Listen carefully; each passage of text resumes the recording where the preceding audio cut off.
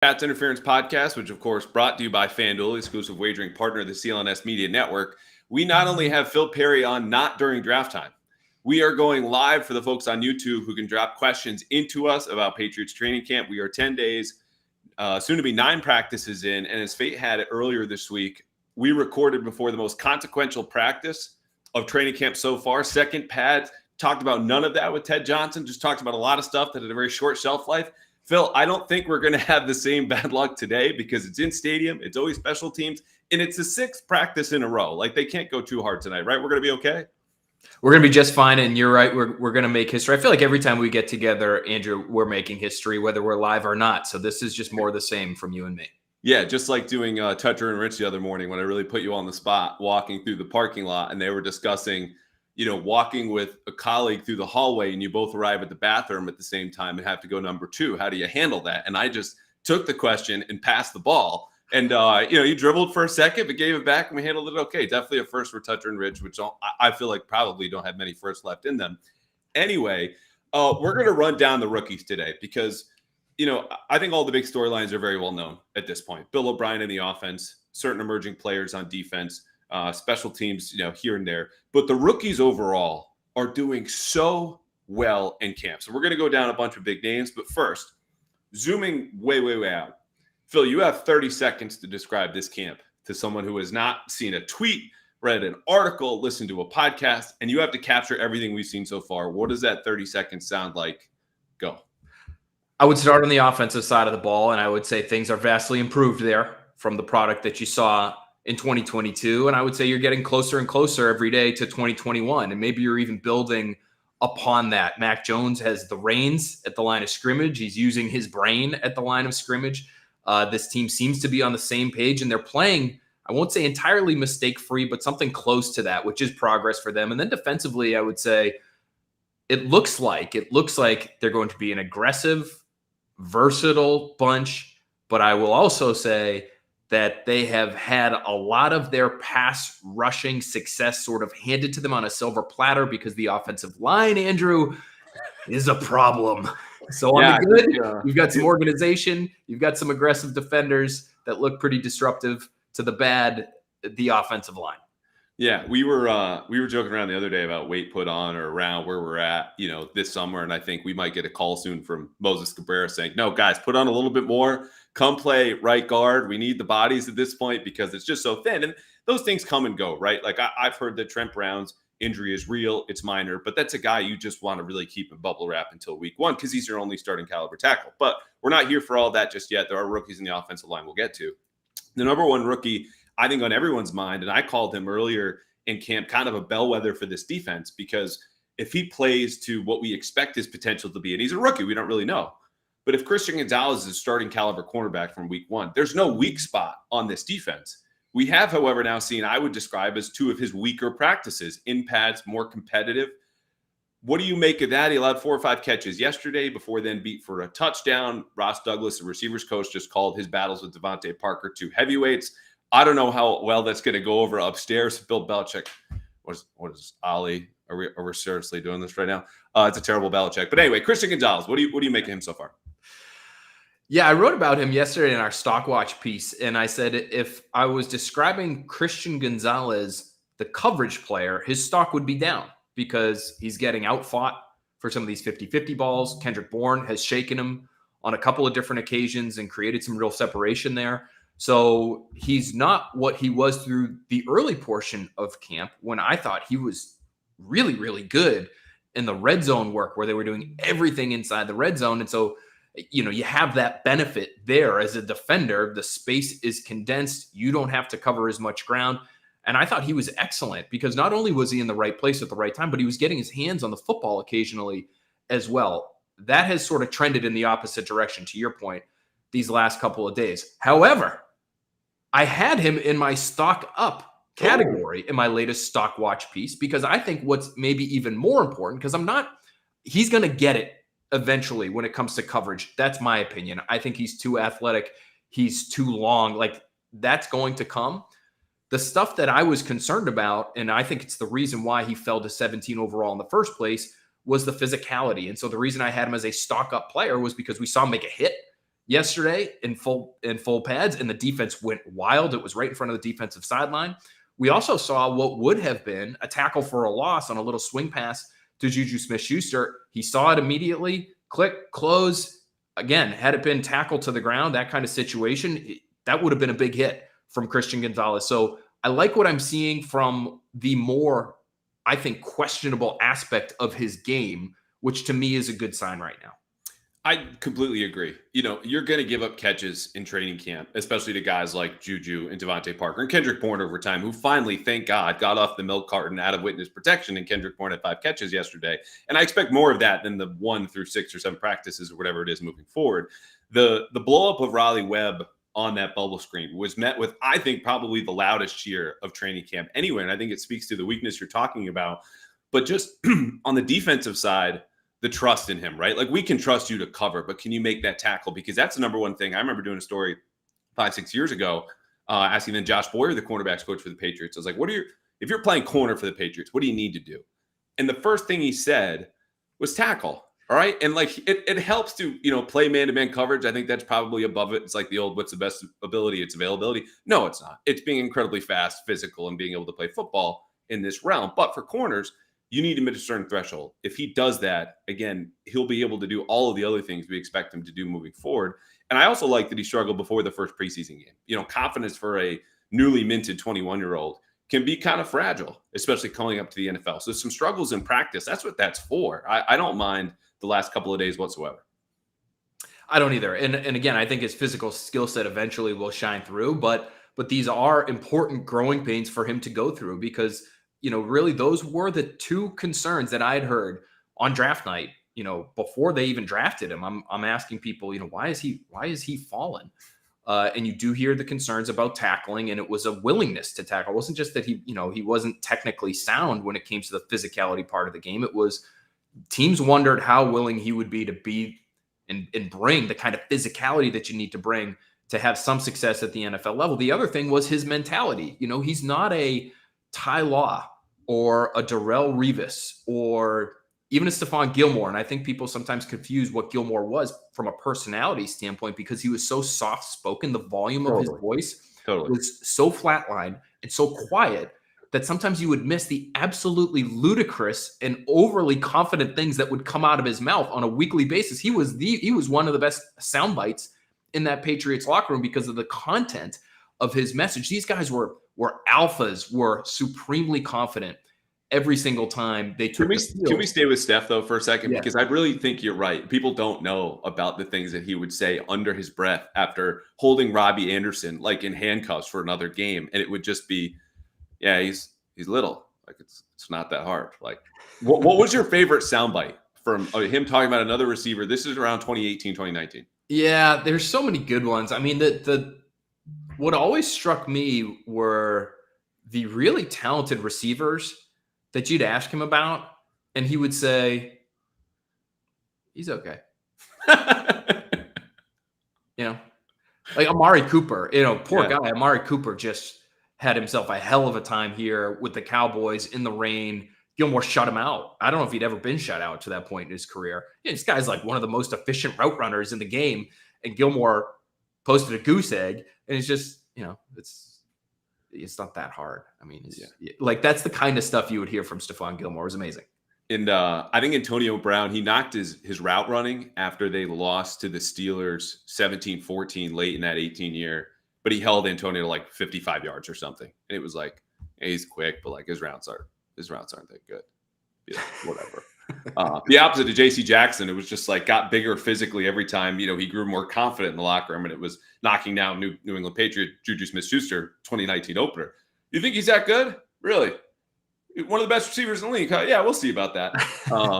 Anyway, Christian Gonzalez not showing that. I don't worry so much about the mentality, but you're right, because he's someone who I think, even we spoke to him the other day, getting more comfortable with the media. He had a smile on, sending cliche after cliche after cliche in our direction, just blanketing us in the way he does in coverage with those receivers. The more he gets comfortable in any kind of work setting, the better he'll be. He also has 3 pass breakups, by the way, as far as I've charted in team drill, second most on the team. So you want to know how a guy's doing? There you go. Keion White flew under the radar the first week, as a lot of linemen did.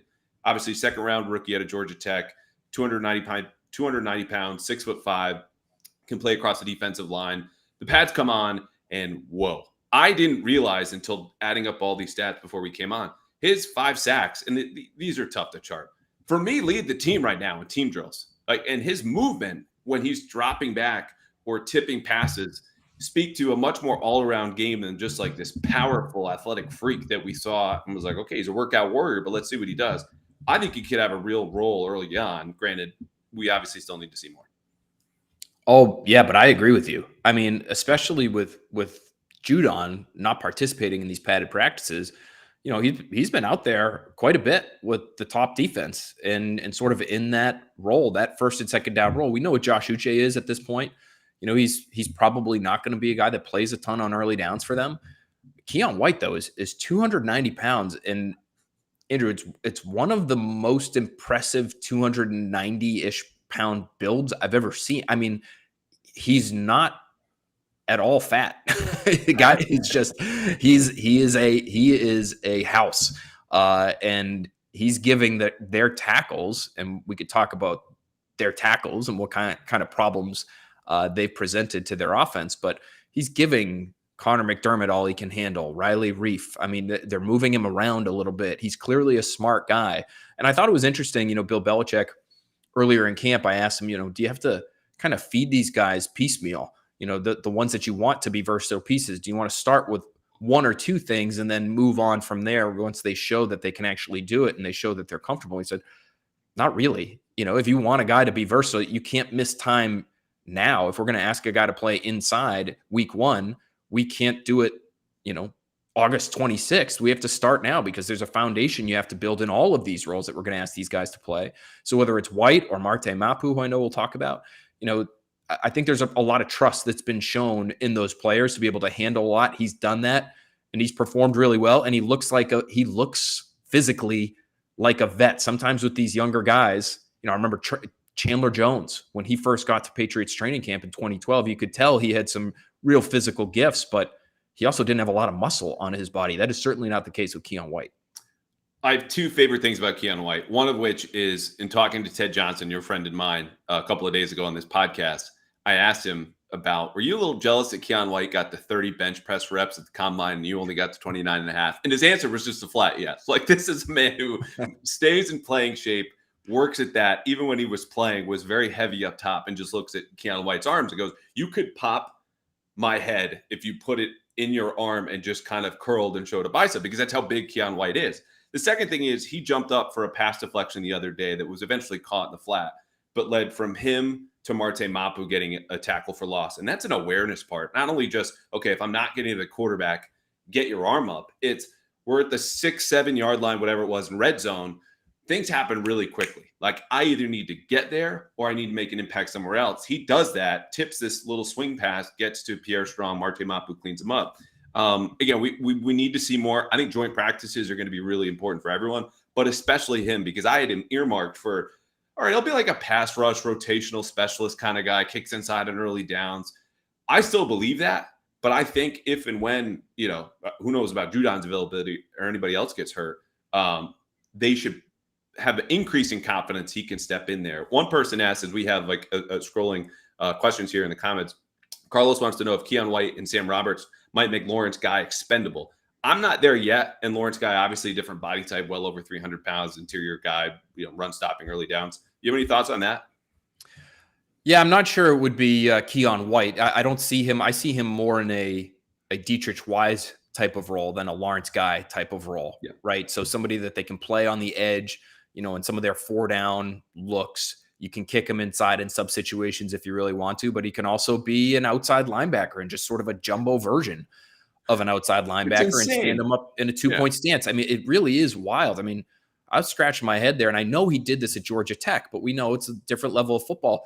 One of the first spring practices that we saw in a pretty competitive 7-on-7 period, they have him out there and they have him dropping into coverage. And this guy's almost 300 pounds. He's not that much lighter than Lawrence Guy dropping into coverage. So I don't think he would make Guy expendable. Now, maybe Sam Roberts would if they felt like Sam Roberts was somebody who was really coming on strong. I did see, for instance, Cody Russi have a really good one-on-one rep against Lawrence guy. And so maybe if we see more of that, they say, okay, time is sort of passing Lawrence by here, but I'm not there yet either. I think Lawrence guy could be pretty important to what they do just from a leadership standpoint, honestly. Like to have him in a room that includes Christian Barmore, that includes Keion White, to show these guys how to work, how to develop, help them along, give them the tips of the trade that can help them advance their own careers.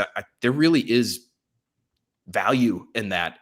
Now, how much monetary value is in that? And is he going to get the bump in his contract that he wanted this past spring? I don't know, but I think he's still a 53-man player for them. A couple of things on that too. I don't remember who had the screenshot first, but when they do the look inside the draft room after the first round, it comes up on Patriots.com sometime middle of day 2 on Friday. And there was a shot of Belichick looking at game film. You zoom in and you saw Georgia Tech, UNC, and everyone's like, oh, Josh Downs, slot receiver. This will be great. No. This was Keion White on that play, covering a wheel route easily 20 yards downfield. Again, 290-pound guy who also, I think, is a little bit older. Correct me if I'm wrong. Like he's one of those prospects who transferred from Old Dominion, position change, all that. He's got a grown man's body, but I think a young man's development ahead of him. Anyway, very excited. And last point on Lawrence guy was funny. Our friend Dakota Randall asked Lawrence last week when he's doing I got a big smile on. I'm just here to work. Things are great. I'm totally fine. About Keion. He was like, oh, what have you seen? He's like, it's been 3 days, man. And that's true.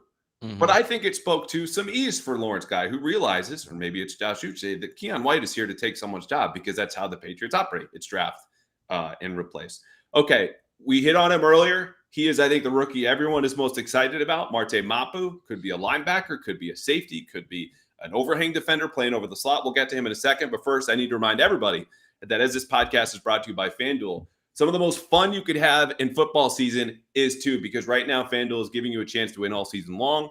When you bet a Super Bowl winner, you will get a bonus bet whenever that team wins during the regular season. Just pick a team to win the Super Bowl, get bonus bets to bet on games with the point spread. It could be player props, over unders, and more. If it's a Patriots game, just make the Patriots games that much more fun. So visit FanDuel.com/Boston and start earning those bonus bets with America's #1 sportsbook. That's FanDuel.com/Boston. Okay, on the list of fun things about the Patriots 2023 season, a lot of offense.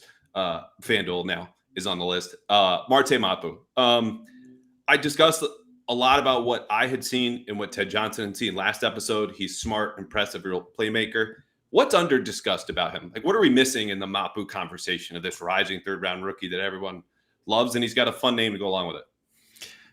Okay, so at the risk of being accused of being a wet blanket here, Andrew, what I would say we're missing is that the Patriots, generally speaking, don't want their linebackers to be 230 pounds.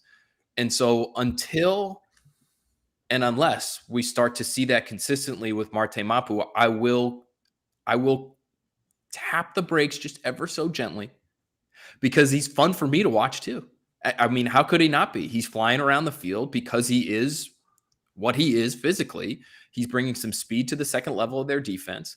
He's getting his hands on the football. It looks like he's reading things out really well. It feels like, once or twice a practice, there's a pass into the flat, or there's a pitch to the edge in the run game, and wouldn't you know it, and it's easy to see him out there because he's wearing that red jersey, but that red jersey is flying up the field and tapping whoever has the football sort of on the thigh there, as if to tell him, hey, you would have just gotten mashed had I been able to hit you on that play. So he's fun to watch, but his size is what it is. And their preference for a long, long time now has been to have the Juwan Bentleys and the Jelani Tavais of the world out there at the second level a lot. Mac Wilson is probably the closest thing to them having a lighter linebacker playing, but he didn't play much last year, Andrew. So that's my one concern with him, is how much will they, at the end of the day, will Bill Belichick, Gerard Mayo, Steve Belichick be willing to have this guy out there? Because do they trust him in the run game? And we know how important that is to them. I think in sub situations, you might see him out there a whole bunch, but we're not talking about a 3-down player yet, in my opinion. Yeah, it was interesting. I remember talking to Jim Nagy about this, being like, how can a player that small in this system, hold up over 17 games, 18 weeks, and just stopping the run? He was like, well, if you watch him, he plays with the requisite force. Like, the impact he's making on these running backs and tight ends is not one you feel from a 230-pound player. It's a 250 to kind of 60 guy.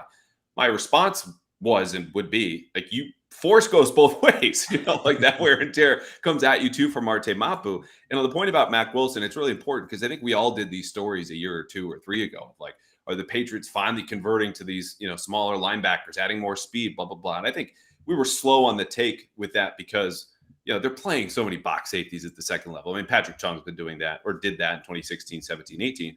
But Matt Groh said on the record, those 250-pound guys just don't exist anymore. That brings me to Mac Wilson, who told us the other day, I was listed at 230, but I was like 240, 245.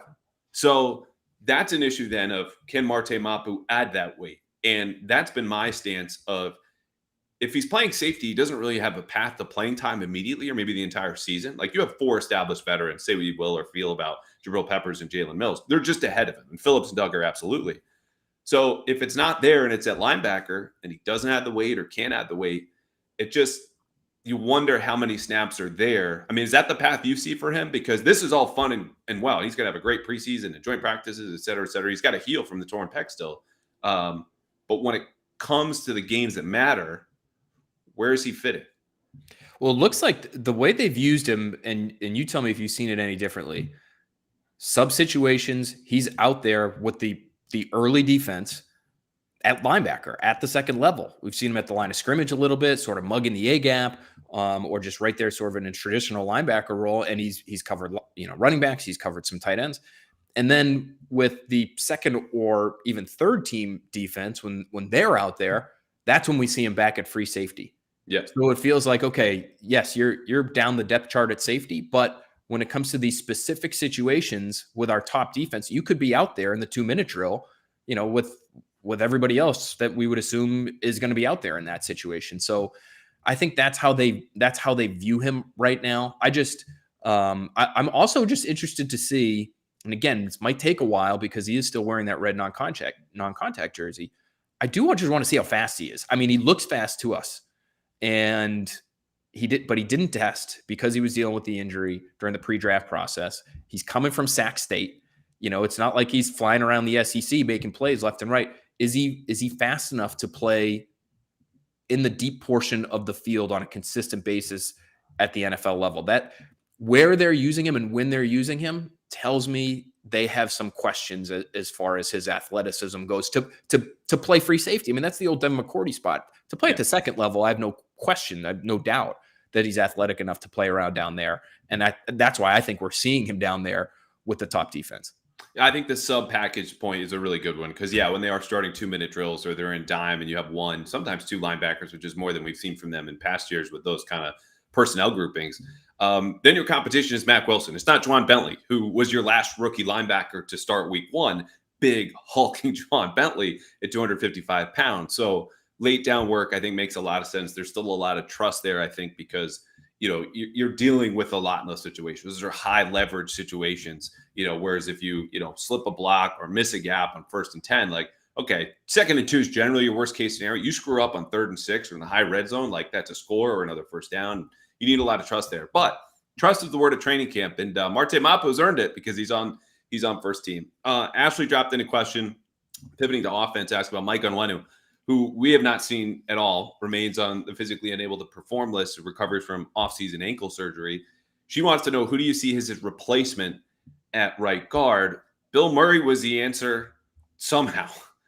Converted defensive lineman from a year ago, undrafted rookie in 2020 out of William & Mary. And now we've seen a little bit more Cody Russi, who you just talked about, Antonio Mapu, who's a 5th-round rookie. And I don't want to spend a lot of time on Murray or Russi here because, again, we're talking rookies.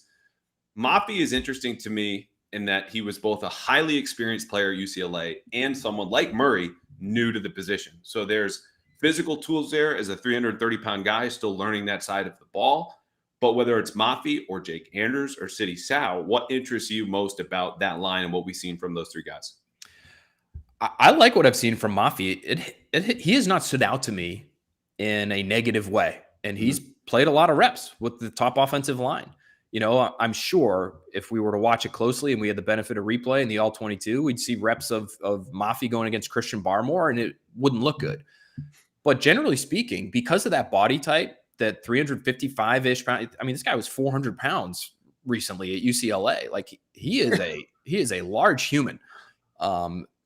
But But between that and the vast experience, you mentioned his experience playing at UCLA, the scheme that he played within was very diverse when it comes to the run game, which is not common at the college level. But they ran power, they ran gap scheme plays, they ran zone plays under Chip Kelly. Chip Kelly bringing a pro style essentially to that Bruins offense there. So I think those things really set up nicely for him, to replace another big body in Mike Owenu if they need that to happen. So I've liked Mafi so far. I'm a little surprised that Russi has gotten the time that he's gotten at guard, but that could be in part because Jake Andrews, who was the first offensive lineman they took in this year's draft, has been in and out of the lineup, dealing with a little bit of an injury. And it's clear to me they want City So to be a tackle.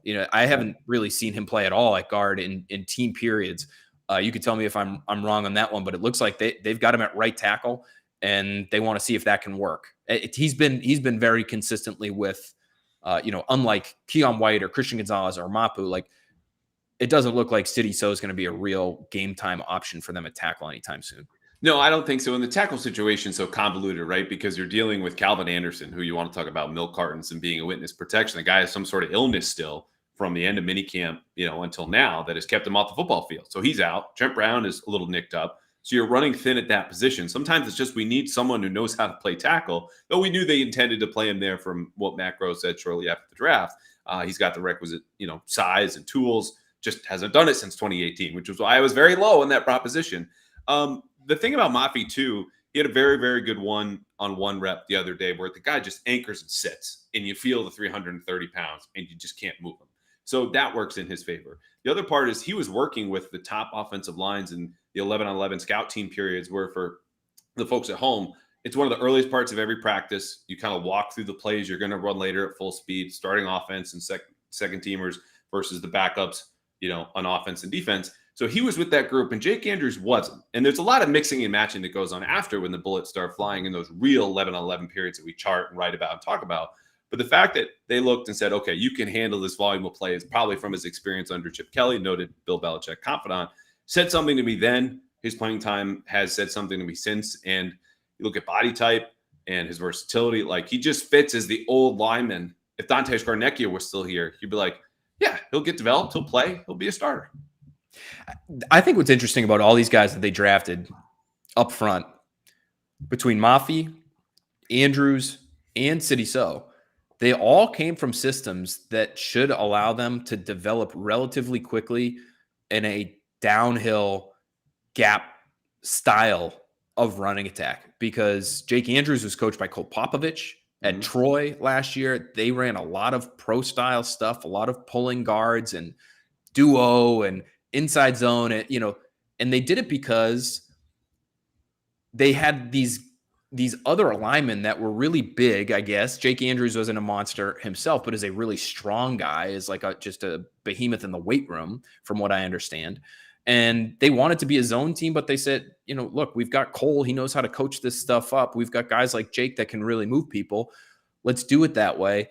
Same thing with City So. They had him play a guard in part because they just wanted to be a downhill, inside zone, heavy team, in part based on where they played. You're at Eastern Michigan and you got to play in the slop. Like, you're not going to be a high flying, outside zone, Kyle Shanahan style running game in all likelihood. So all three of these guys, in terms of what they're seeing schematically and the attitudes requisite to block in the kind of scheme that we're expecting to see this year, they should all be able to catch on relatively quickly. I just want to apologize to any Eastern Michigan alums in the comments for having to deal with it. You live in the slop out there. That was a little uncalled for. Listen, they know it, Andrew, and they're proud of that fact. They beat their chest. I'm sure you have to. You have to if you live up there, because if you don't embrace it, life would be pretty miserable. Yeah. All right. We're embracing change here in the podcast because, the next player we're going to talk about, Chad Ryland, taken in the 4th round kicker. He was 7 for 7 yesterday, as far as I could see, though. It's always I check with Reese. You do the same thing. We're always like, I don't know, 6 or 7. We don't have to spend much time here to get to the receivers. You have any more thoughts on Chad Ryland? We'll probably see a lot of him tonight in the stadium, right? Yeah, I would think so. Okay. That's probably where the most productive work will come. What stands out to me is the man just very easily is just knocking down 45-yard field goals. Like if you watch the actual act of him kicking the football, there's not a lot of effort exerted. So that's been impressive to me. He's going to have to, I would think, you tell me if you agree, he's got to lose this job not to be the guy, right? I mean, he's the highest drafted special teamer that they've had under Bill Belichick, even higher than Steven Gostkowski. Yeah, and that's, it's a separate discussion. I want to leave it alone, but the idea of the quarterback competition, which we have not seen any sign of, misses the fact that all Mac has to do to win the job is be better than Bailey Zappi. And so we all write about the starter, Mac Jones. That's the same thing here. Like Nick Folk came up short on a 45-yarder the other day. Maybe there was some sort of malfunction with the snap or the hold or something got screwed up. We can't tell from that distance and at that angle. But that's a guy who came up short on a 44-yarder late last year. When it gets cold, sometimes the precipitation, it gets harder to kick. And you'd rather just lean into not only the young guy you've made a significant investment in, but a guy who just has much better raw leg strength, as you'd expect for a guy in his early 20s, kicking at big schools versus a guy at the back end, 18th hole of his career. Nothing like a Rohrwasserian experience for us watching him, though, right? I mean, Rohrwasser was just... In every sense. Thank God. Yes. Thankfully. I mean, those signs, those ads that they post behind the goalposts on the far end of the field, we're getting an absolute workout. When Justin Rohrwasser was here, it was 20 yards left, 20 yards right of the right upright. That was something else, that training camp. Yeah, one of the many things that stood out about the calendar year 2020. Moving on. Andrew in the comments is asking, could the Patriots keep 6 receivers? My gut instinct is to do actually the roster always changes after they cut down to 53 versus the week 1, which is not helpful to anyone. So we're going to skip that and just get straight to the receivers because you've got a firm top 4 with the veterans. Obviously, Juju Smith-Schuster, Devontae Parker, Kendrick Bourne, Tyquan Thornton missing the last 2 days. As I understand it, still recovering from the injury he dealt with in the spring, has not been 100%, which would explain him not catching a pass from Mac Jones yet in training camp. Then you get Demario Douglas, Kayshon Boutte, Trey Nixon saying hello the last couple of days. I don't know about 6 receivers when it counts week 1, but I think it has to be on the table at least to start the season because Demario Douglas, as far as I can see, is going to make the team. And now I'm just asking, not locking him into a roster spot. They haven't played a preseason game, but like, where would he rank if Tyquan Thornton still trends downward here and Kendrick Bourne's kind of do a Jekyll and Hyde thing? I'm going to do what our great friend Trini Casey is consistently doing to me on Early Edition, which is start a question with how concerned are you? How concerned are you, Andrew, about Tyquan Thornton right now? Because I believe, and I am generally speaking, I am the wet blanket when it comes to the concern talk and the panic button talk. And I'm not saying smash it right this second, but for Tyquan Thornton to be missing time after missing time last year, he's a fast guy with apparently some soft tissue things to deal with. I was told the moment after he was drafted that Tyquan Thornton in the second round was an even bigger reach than Cole Strange in the first round. I'm concerned. If I'm the Patriots and I was thinking that this guy was going to bring a consistent speed element to my offense and be a real factor for us and helping open things up for others, I'm not sure what we've seen this summer or spring for that matter, which he missed most of, that would give me any real great feelings about the fact that I could depend on that. He really has not been a dependable player for them. So while I'm not giving up on him by any stretch, I think in part because you kind of have to keep him around just because he does give you that speed thing that not many others do. I'm just not all that confident that he's going to be a very good player for them anytime soon. I said it this week with more friends of ours, so and Beetle. It's not Tyquan's fault. They took him in the second round, okay? But that's the expectation. That's the deal. You need to be an impact player when you make that kind of money and the team's made that kind of investment and you have this type of opportunity. They don't have another field stretcher. Like the top 3 veterans ahead of him are all yards after catch or contested catch guys. You could talk about Demario Douglas. We will in a second. Yeah, I'm concerned. But the thing is, Ted Johnson and I very carefully shoveled a lot of dirt on him, and then I pulled a little bit off earlier this week, so I'm reticent to do that again. I want him to be healthy. I want to see the best version of Tyquan Thornton. I feel like I've been lower than consensus, which was one of these, oh, it's a draft reach, everyone's down, and then you talk yourself into it. And I've just kind of stayed steady because that's just what I see in the player, or saw in the player looking at his college tape. But it's not only you have 4.2 speed, it's your 6.2, 6'3". You should be able to succeed in all areas of the field, even if you're better stretching the field. If you're going to start, you need to be impact in the red zone. And he played more snaps than Kendrick Bourne did last year.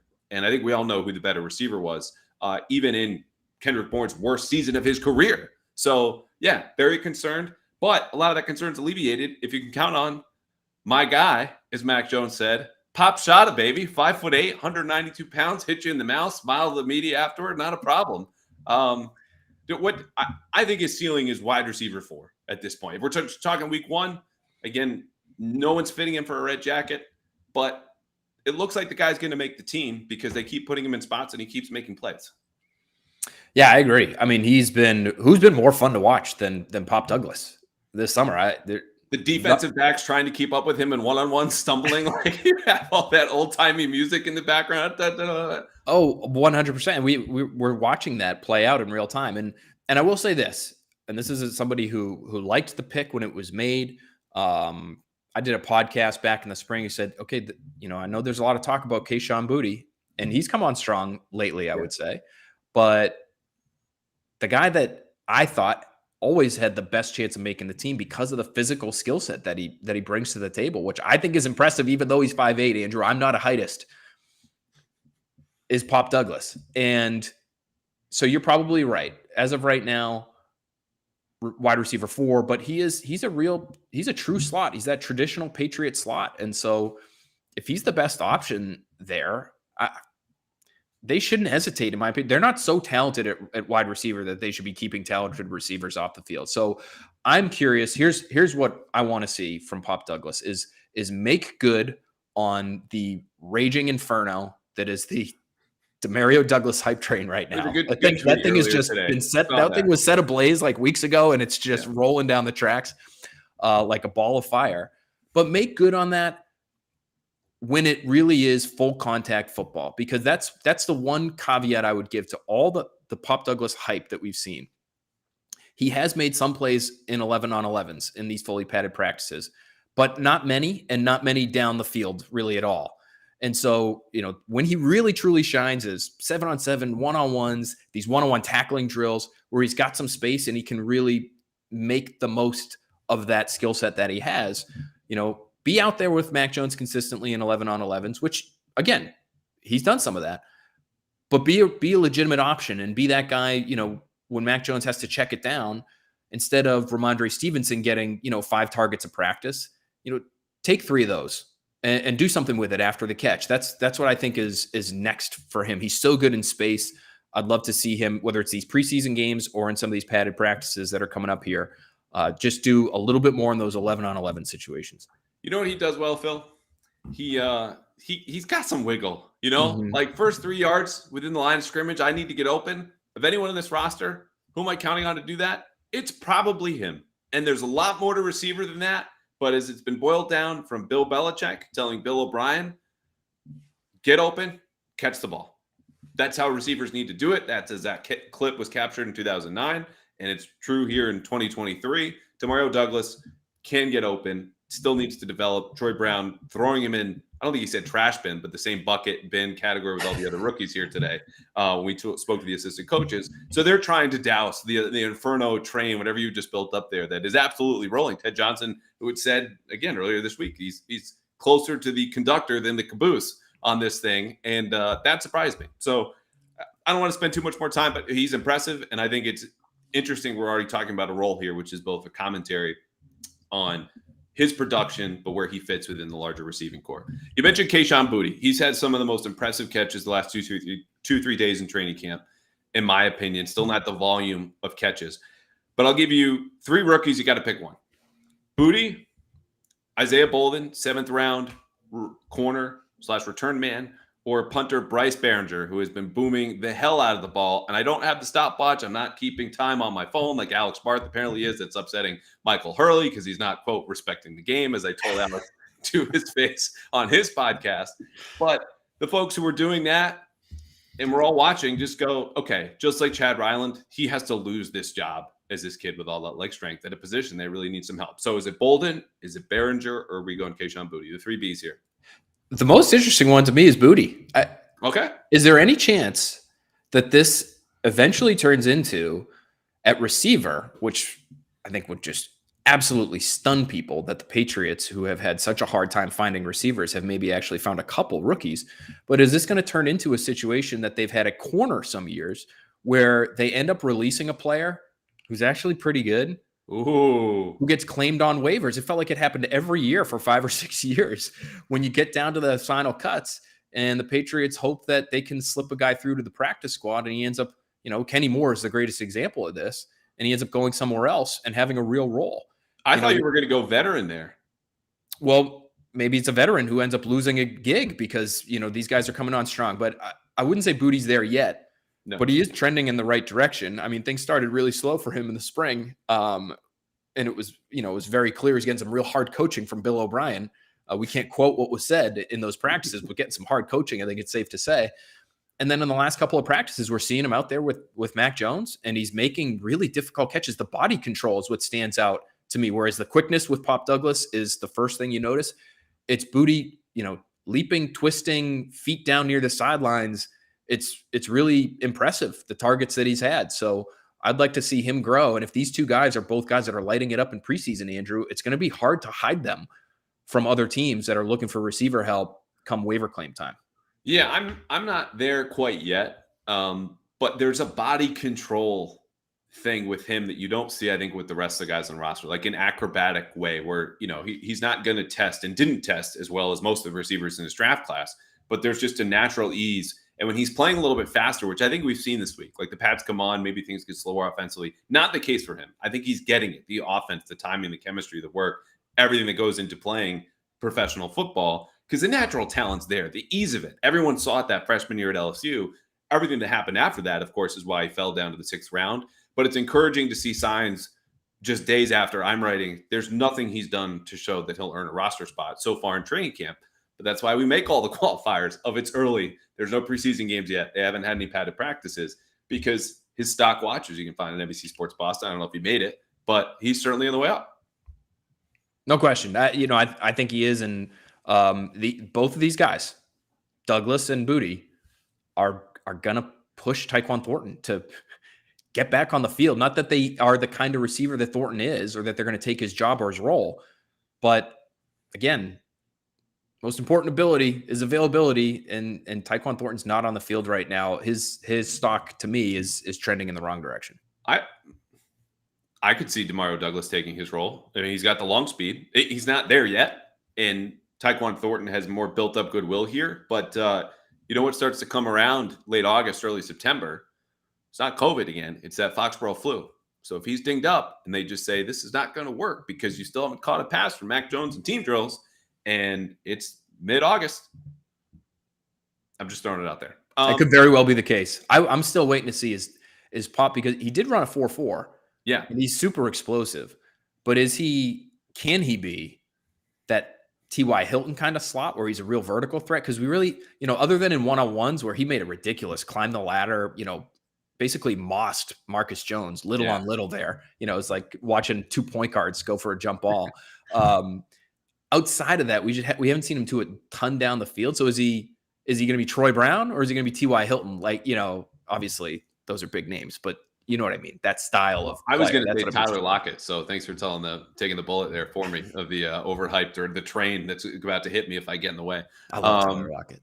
He's so what have we not hit that interests you here? I think we've hit some questions. If anyone has more questions, we're going to wrap up here soon. First live episode of the Pats Interference Podcast. Gone great so far. I appreciate everyone going back and forth, either with themselves or us in the comments. But the rookie class, let me put it to you this way. Was I right to start this and go, one of the biggest stories out of camp is how universally well these guys are playing. This is huge. This could be their best draft class. And are we getting close to 2010 territory? Obviously, it's a long time away. A couple of Patriots Hall of Famers, but the talent front to back, as much as you can within 10 days of training camp, has shown itself. This now is shaping up to be another positive rookie class, right? Mm-hmm. Of what I would say are a few in a row here. Going back to 2021, you looked at that and you said, we've got a starting quarterback, a potential star defensive tackle, and a potential star running back, all in the same class. Like that's a good draft class right there. And, even if you don't think Mac Jones is a future face of the franchise guy, he clearly is somebody on a rookie contract that you should be able to win a bunch of games with. And then 2022, like, I think the jury is still very much out. Like, it's interesting. I think I had to do a mea culpa podcast in the middle of last season when Jack Jones was picking off Aaron Rodgers and returning it for touchdowns, and Marcus Jones was returning punts for touchdowns, and Cole Strange was starting and playing every snap and wasn't completely falling on his face. And it had looked like they had gotten a bunch of pieces. And now I think the jury is still very much out on last year's rookie class. I think we're going to have a hung jury. And, it's crazy. And, we should hit on this because we had comments today from coaches about the Jack Jones situation in practice yesterday. And this is another Jack Jones situation. I think that draft class will hinge largely on him. If he's a multi-year starter at corner, premium position, mid-round pick, tons of value, lots of talent, you were able to get his head on straight as much as you can because he saw the field. If that happens, that draft class is probably pretty good. We heard from Drop Mail, Mike Pellegrino today, who said basically, I don't want to talk about it. Jack Jones leaves practice for 20 minutes. Not sure if he's kicked out or just was too steamed and left and then came back and did nothing. But what do you make of all that? Have you heard anything new? I have not really heard anything new. It's been pretty mum on that front. But I would just say from my experience, if you get kicked out of practice, you ain't coming back. Yeah. And I would also say the initial reactions, for whatever reason, sometimes you kind of luck out when you got the old binoculars on at training camp and you happen upon something kind of interesting. I just kind of happened upon Jack Jones sort of storming around. I did notice that he had a conversation with Mike Pellegrino on the sidelines. He was kind of pacing on the sidelines. They had an exchange there. It didn't look explosive in any way, shape, or form. But then I happened upon Shaun Wade and Jack Jones having an interaction. Shaun Wade was kind of pulling on the back of Jack Jones's shoulder pads and laughing as Jones was walking towards the facility, as if to say, and I couldn't hear anything they were saying, but it looked like a guy trying to keep his teammate with the rest of the team and saying something along the lines of, come on, man, what are you doing? You're not actually going to walk off the practice field. Jones shrugs him off. He continues on his way. Jabril Peppers notices what's going on. He's got his arm around Jack Jones. Doesn't really seem to try to pull him back, but they talk for an extended period of time as Jones continues into the facility. Then he comes back and does nothing. If he got kicked out, I really don't think he'd be back. It looked like a guy who had overheated emotionally and told himself, I need to get away from here. That's how upset I am. And to me, Andrew, big picture, when you look at the breadth of his career, even if he had an exemplary spring outside of the Logan Airport incident and now training camp, he's in the facility early. He's being a great student. He's out at practice. He's getting all the, the treatment that he needs behind the scenes, training room, all that. He's checking all those boxes. When you add an incident like this one to everything else that he's currently dealing with and has dealt with in the past, you've got a pretty robust picture of a guy that you cannot depend on. And I wonder how much longer they're going to try to depend on him. To your point, he's so talented that he could be the pivot point in a draft class being a good draft class or not. I do think he's that talented. I think he could be the next J.C. Jackson, starting corner for you, gets his hands on the football, turns it over quite a bit. And that's worth standing by your guy for, I guess. But there has to be a line somewhere. And I wonder if we're getting closer and closer to that. Well, and you know what? The Patriots did this to themselves. Like, good friend of the podcast, Jeff Howe, has spoken about other teams just had him off the draft board. And it was all character concerns. He's old, he's light.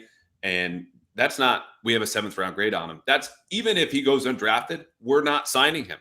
And that the Patriots obviously disagreed with. But when you look at the talent around him, the thing that stuck out to me, he leaves, comes back, whatever happened. And the way you described it was great. Details that I missed through my own binoculars, which really need an upgrade from 2018, is Amir Speed's then on the field.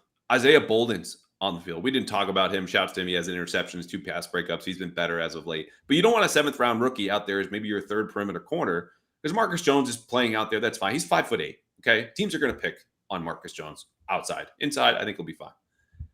And so this is where they put themselves. They did this to themselves with the roster construction around him, continuing to stand by him, the suspension late last season, any number of different things. And so he doesn't have leverage, obviously, but I think in most instances, most teams would say, we're tired of this. You're a 4th-round pick.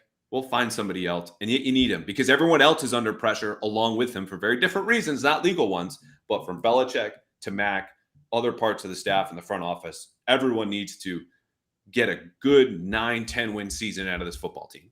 And the best chance to do that is with Jack Jones, even if he's leaving practice, even if he's facing several felony gun charges for his arrest in June and was suspended at the end of last year and is someone you just can't rely on because that's the reality that they built around themselves. And we'll see what happens tonight. I don't know if he's going to speak. He was supposed to speak yesterday to us, and this happened. We were finally going to hear from him for the first time since that arrest, and it just didn't happen.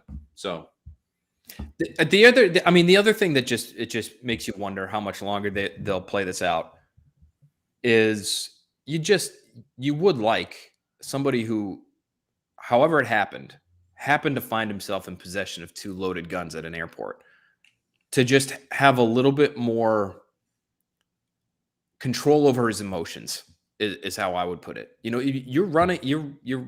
There's risk involved here for the New England Patriots, for Bill Belichick. And there has to be, at some point, you have to weigh that risk against the reward of him being a starting corner who's going to pick off 3 or 4 passes a year for you for the next however long on his rookie contract. And I'm a little surprised that they've been willing to continue to roll the dice here, because it feels like that's what's happening the longer he's with the team. Yeah, I agree. And he's not like most second-year players. He's 25. This is a fully grown man, had a difficult upbringing, understand all of that and everything that's gone into it. But all right, let's end on that note. What are you looking forward to this weekend? It could be something you want to pitch on the site, on TV, the podcast, anything, or next week in training camp. Like, let's go out of the rookie realm here. Just anything Phil wants to talk about. You've won around the horn. Take a couple minutes. I want Trent Brown to play football. That's what I would like. And if he's dealing with an injury, he's dealing with an injury. And listen, by all means, he's important enough to their team that if he's dealing with anything, then yeah, take this time away and make sure it's right before you get back. But what I'm watching on a daily basis out there is an offensive line, first and second unit, that is having a really hard time keeping defenders at bay. And I think on the one hand, maybe it's giving us a little bit of a false sense of what's actually happening on the field offensively. Mm-hmm. And I just like to have a clearer picture of who they are, what they can be. Because there's a lot of plays where you're looking at it and you're saying, was that a sack? Could he have sacked him? And yeah, he probably could have. And it's not just the plays where, the quarterbacks, whether it's Zappe or Jones, are sitting back in the pocket patting the football for 10 seconds. There are some plays where it's immediate. And I do think, after having spoken to Dante Scarnecchia this week for the Next Pats podcast, so there's your shameless plug. There it is. Go listen to that if you haven't already. But there's value in these reps. There's value in these snaps. And of course, Dante, coming from the era that he's coming from, he's always going to say that. He's always going to want football players to play football, while also acknowledging, that health is of the utmost importance, especially for somebody like Trent, who's had his issues in the past there. For them to be at their best, he clearly needs to be out there. He needs to be on the same page with whoever's going to be playing alongside him. And he needs to be helped in getting this communication down and what they're doing offensively on a snap-to-snap basis. And none of that stuff goes in the right direction when he's on the lower field. So that, to me, is what I would like to see, because, quite frankly, Andrew, I have seen enough of Riley Reif. I have seen enough of Connor McDermott playing tackle. And that doesn't mean we're not going to see those guys. Yeah. I think I'd just like to see one at a time, as opposed to both out there at the 2 most important, arguably, offensive line spots on this team simultaneously. So, Trent, if you're out there, if you're listening and you can get on the field, it'd be fun to see you out there, big man. We miss you, buddy. It's a good quote. We love talking to him. Love watching him play Yep. football. We're just not getting a lot of either the last couple of weeks. All right, he is Phil Perry at NBC Sports Boston. Listen to him, watch to him, read him. This episode of the Pats Interference Podcast brought to you by Fanduel, the exclusive wagering partner of the CLNS Media Network. I just want to see real football because I am so sick and tired of wrapping myself up in a straitjacket to go into the details of Bill O'Brien's offense and the RPOs that we've been seeing and all these different things. Put it on the tape in the preseason. Let's dissect it, and then we can really share everything we've seen at training camp because that was the thing we were supposed to be most excited about.